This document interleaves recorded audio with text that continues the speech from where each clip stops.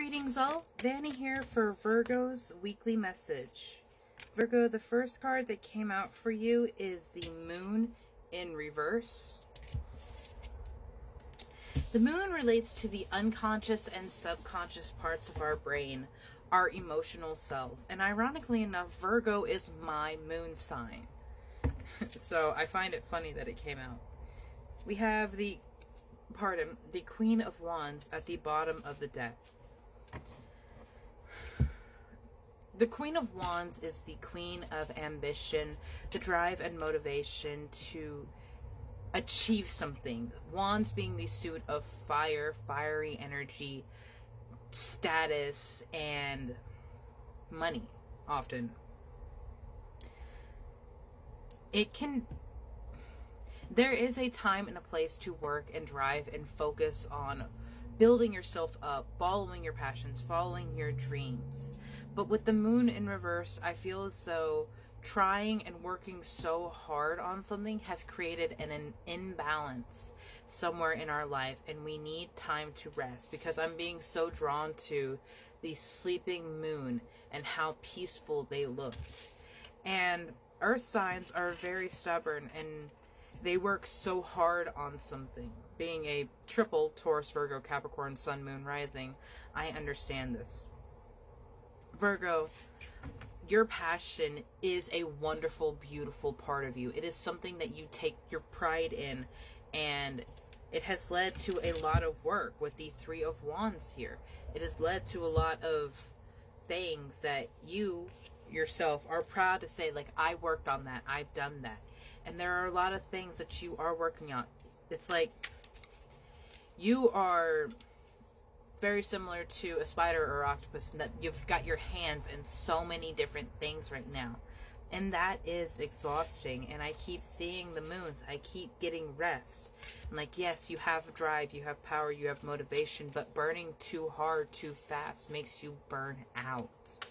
And that is the worst thing, is that when you have worked on something and you've poured so much into it, and then you're too tired, you're too exhausted to see it through, to celebrate everything that you have worked on.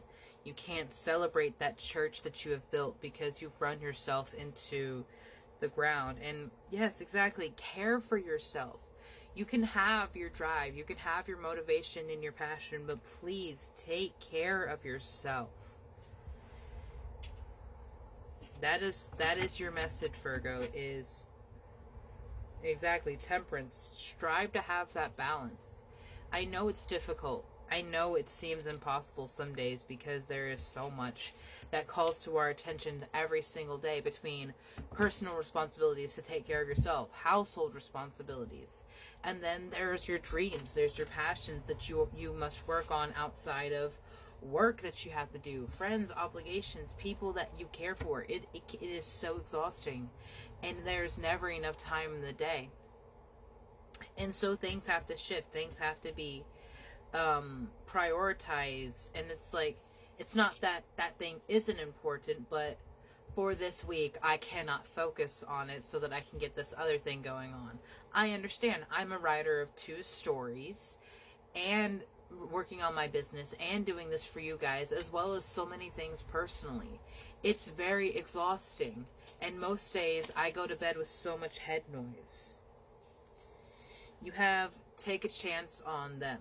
This may not be for everyone, but because there is so much going on in your life personally, you're like, I cannot take on another person. I cannot bring in someone else to all this noise and all this chaos. It might be out of self-protection. It might be out of valuing them. And like, I cannot give them that time and energy that they would require. And that has a great sense of awareness. That shows a great sense of awareness that you have, Virgo. But Spirit does bring people into our lives to be support, to be kind and uplifting and caring, and saying, like, you know what, rock star, sometimes you need to rest. Sometimes you need to take some time and step back and take care of yourself. You deserve sugar, not salt. It came out in reverse, and it was very much to me like, You deserve to take care of yourself. You deserve to value yourself enough to say, you know what? I know there's a lot of things that I need to work on, but I cannot give my best to them in this state. Self-care is very important, my love. Exactly. Escapists, come home to yourself. Now, as the queen of escapism herself, there is a point when it becomes too far and we're just hiding from our responsibilities and we're just hiding from the world in general. That is the catch with being Earth sign, is you work really, really hard and it's very difficult to pull you out of that energy. But also when you rest really, really hard, and it's very difficult to pull you out of that energy and become productive again. And that may be another reason why this other party, this other energy that may be coming in, this may be a friend you already have or someone new Spirit is bringing into your path. If you are open to that, they may be in to help direct and say like, hey, you know, I love you and I'm really glad you're taking care of yourself, but like, when was the last time we looked at something like this? Or, hey, I'm really proud of you for doing so hard, but you need to come take a walk with me. You need to come, like, get out, breathe a little bit. You have stars. You can manifest every wish. And lighthouse. Don't doubt your worth. So when it comes to your manifesting, when it comes to you dreaming and imagining about what your life will look like and what you want things to look like, don't put any limitations on yourself. The brighter you glow, the more power you have in yourself, the more power you have in your everyday, because you're living in your energy, you're living in your authenticity, and you deserve so much. So don't put those limitations upon yourself. You have spirits and ancestors watching out for you. If you want love, I really believe that it is coming in. You have the infinity and the heart, as well as choose joy. Choose joy, choose happiness, choose your happily ever after, whatever that may look like. You have be the light, be your own dark, be your own sun, be your own sense of value and connection. You have the world that is covered in flowers. This is personally my favorite globe, because instead of seeing nations and lines that divide us, I see flowers. I see beautiful, connected nature. You have a clock. Things are working out. It may feel slow coming, but it is still coming. And that takes a sense of trust and faith that you may have to work on. You may have to work on that trust in yourself and in your higher self. It does take time.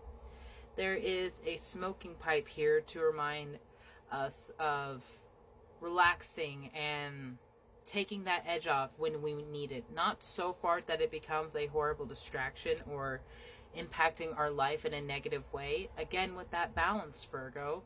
Balance in all things. Escapism is a very powerful thing for us, but it also goes very far to the point of toxic if we use too much of it. You have be courageous. It's be strong and courageous. I wanted to say that correctly because it is a Bible quote. And a music note that came out. Music is very important to our brains and ourselves and how we express our emotions and how we feel through the world around us. Music can have such an incredible impact. If you listen to a lot of music with a lot of heavy, angry noises, please switch it up. Try something else. Try a different genre. Try a different artist. Look out there to other ways to tickle those brain nerves, because a lot of people, especially on the ADHD and autism spectrum, have sensory and sound tics. Like, certain sounds are very relaxing to us, and they can really help us understand frustrations and issues that we are going through, because they touch our brains in different ways than talking or other stimulus does. Looking into different types of musics and different things that make you happy, because you deserve to be happy, Virgo. Have a beautiful day, my love.